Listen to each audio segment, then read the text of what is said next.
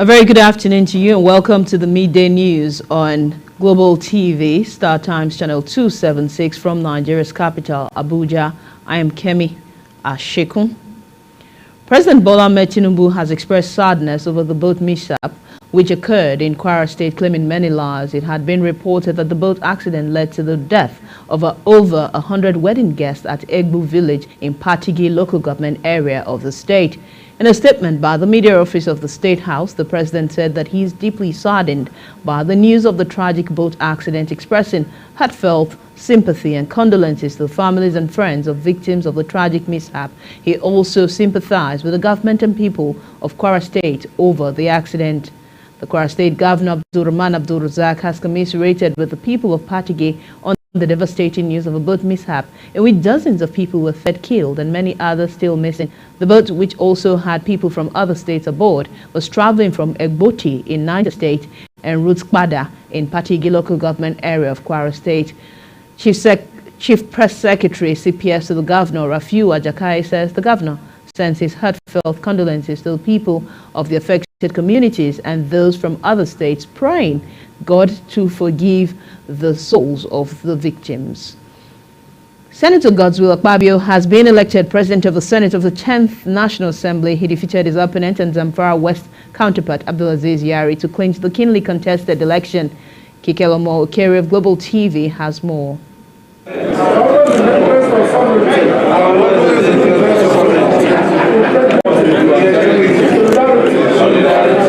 Godswill Akpabio, elected President of the Senate, is a candidate of All Progressive Congress, a former governor of Akwa Ibom State. Served as a Minister for Niger Delta Affairs from 2019 to 2022, representing Akwa Ibom Northwest Senatorial Zone. Before the contest, Senator Ali Ndume had nominated, while Senator Alisha Abu nominated Yari. I present to you His Excellency Senator Godswill Akpabio for the Senate Presidency of the Federal Republic of Nigeria. Where is he? Please stand up. Thank you. The honor of presenting to the 10th Senators-elect, distinguished Senator Abdulaziz Yari. Yari's nomination, however, did not go down well with Senator Tahir Mungunu, who noted that Yari's nomination was unconstitutional. Mungunu's stance, however, led to a rowdy session before the clerk of the National Assembly.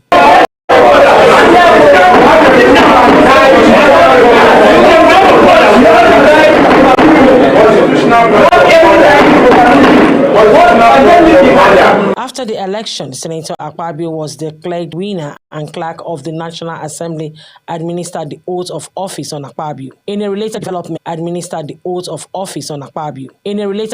Senator Barau Jibrin from Kano State, who was unopposed, emerged as Deputy Senate President. Number of votes cast 109. Absent nil. Abstain nil. Abdulaziz Yari scored 46 votes.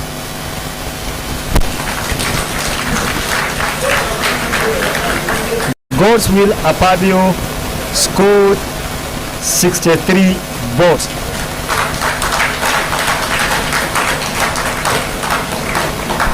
Therefore, Senator-elect Godswill Akpabio, who has received the highest number of votes, is hereby declared and returned President of the Senate. In his first speech as the President of the 10th Senate of the Federal Republic of Nigeria, Godswill Akpabio has assured President Bola Ahmed Tinubu that the 10th Senate will work for the success of the government. Akpabio also assured members of the 10th Senate that he will work with them to make laws that will move forward and encourage foreign direct investment into the country. The current administration has brought about the acronym of Renewed Hope, and I think this Senate will join in ensuring a total renewal. I had the opportunity of serving as a governor, and I warned my people who work with me that I do not still believe in politically motivated infrastructure. Therefore, the 10th Senate of the Federal Republic of Nigeria will ensure very serious oversight functions. We shall carry out very serious oversight functions to make sure that we do not waste the resources of the country. The newly elected president of the Senate also gave assurance that the National Assembly under his leadership will give all necessary legislative backing to the removal of petroleum subsidy by President Tinubu. To permit me to offer special commendations to the President and Commander-in-Chief of the Armed Forces for the bold step he has so far taken, particularly in the issue of subsidy. If it requires legislative backing, we shall give. We must begin to produce our own fuel in Nigeria. We must begin to encourage production of diesel and others in this country. Despite the endorsement of Akpabio as the president of the Senate by President Tinubu and All Progressive Congress, the president of the Senate says the Red Chamber will remain its independence and will not serve as a rubber stamp to executives. Kike Lomo Ukiri, Global Television News, Abuja. A member of the House of Representatives representing Zaria Federal Constituency of Kaduna State, Tajuddin Abbas, has emerged Speaker of the 10th House of Representatives. Abbas, who is the All Progressives Congress preferred candidate for the speakership seat, polled a total of 353 votes to defeat the immediate past Deputy Speaker Idris Wase and Chairman House Committee on National Intelligence in the 8th Assembly Aminu Jaji, who had 3 votes each. Kikelomo Okere of Global TV has more.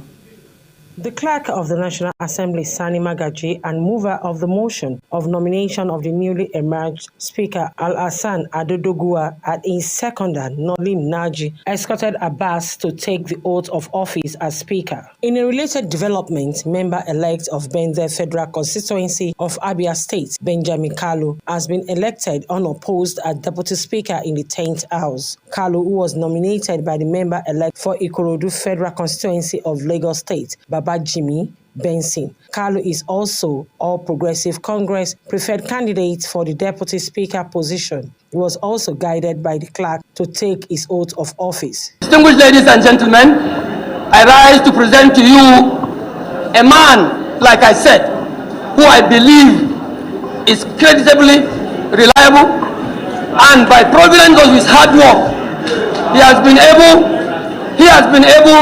to take to his credit 78 legislative bills, out of which 20 bills have been accented by the President of the Federal Republic of Nigeria.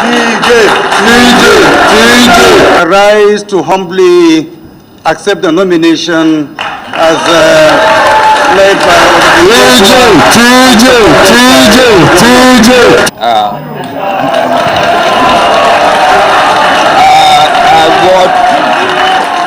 I vote Honorable TJ Abbas. He said that he will do all the good he can to all the people he can, at all the time he can, in all the places he can, to all the members he can, and every inch of the time. He is prepared to complement the good efforts of our Right Honorable Speaker, 10th Assembly, Right Honorable TJ Abbas Iya-Zawzaw. I rise to nominate Benjamin Okeze Kalu as the Deputy Speaker of the 10th National Assembly.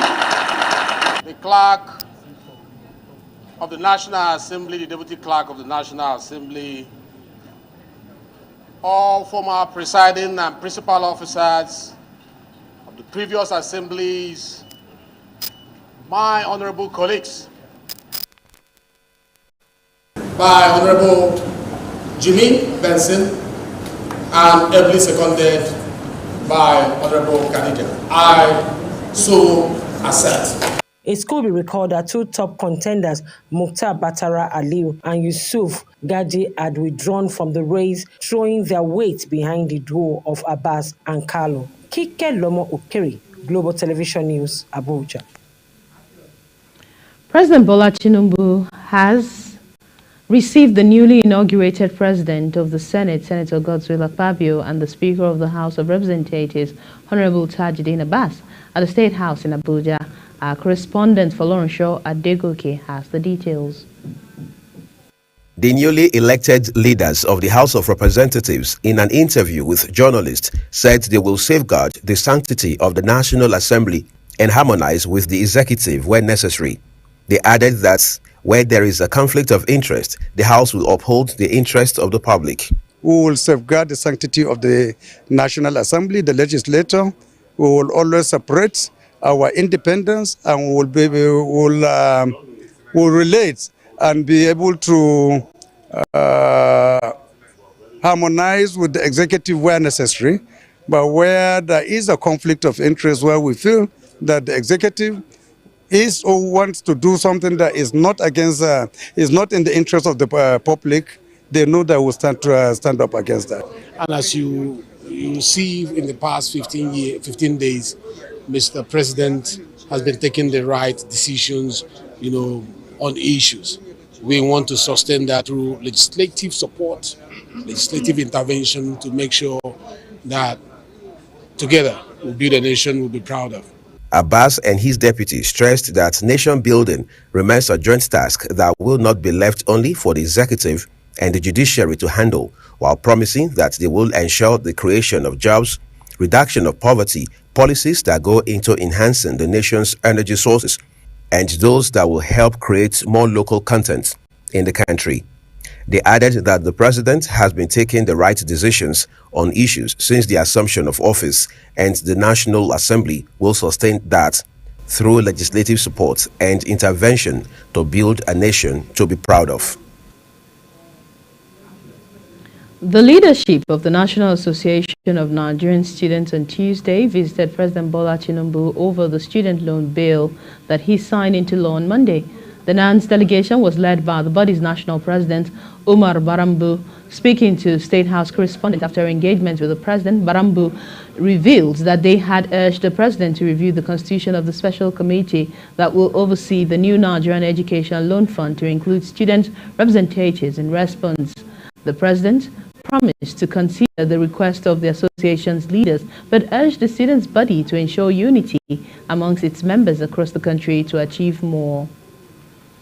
Ondo State Governor Rotimi Akeredolu has written a letter to the State House of Assembly notifying it about a medical leave for 21 working days following his health condition. The Speaker of the Assembly, Olamide Oladiji, disclosed this on Tuesday while acknowledging the receipt of the governor's letter. The governor also notified the Assembly that he had handed over to his deputy, Lucky Ayedatiwa, in an acting capacity. Oladiji described the governor as a lover of peace and an apostle of the rule of law, wishing him a speedy recovery and a joyful vacation. Presidential candidate of the African Democratic Congress in the 2023 general elections, Dumebi Kachiku, has called on President Bola Tinubu to order Democracy Day broadcast. He said the probe of the three institutions will not only unravel the level of abuse in the past few years, but will also help the new administration embark on reforms aimed at jumpstarting the economy for the challenges ahead. Kachiku applauded the bold decision to announce the removal of subsidy on petrol. He faulted Tinubu's failure to put in place adequate palliative measures to cushion the pain brought about by the hike in the pump price of petrol nationwide. The senator-elect representing Kano South, Jibrin Barau, has emerged as the Senate Deputy President unopposed. His emergence followed his nomination by the former governor of Ebonyi State, David Umahi. A member-elect from Kwara Central, Saliu Mustafa, supported the nomination. Barau accepted the nomination and emerged as the Deputy Senate President of the 10th Assembly unopposed. Global TV had earlier reported that Godswill Akpabio was elected President of the Senate. This is Global TV and you're watching the Midday News coming to you on Star Times Channel 276 from Nigeria's capital, Abuja. Do well to follow us across social media platforms at Global TV NG. More stories coming your way after this break. Be sure to stay with us.